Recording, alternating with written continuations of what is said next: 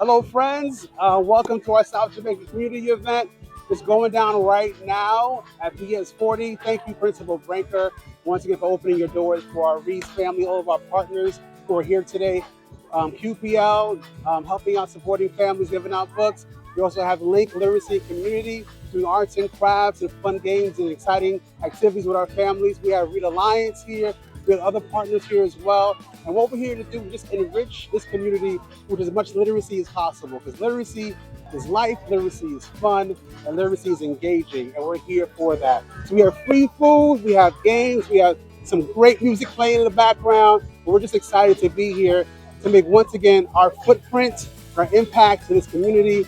We love South Jamaica. I'm a resident of Jamaica, a former resident of Jamaica, and excited to be back and looking forward to doing more work with our other two communities, East New York, also East Harlem, soon to come. We'll keep you posted. Thank you.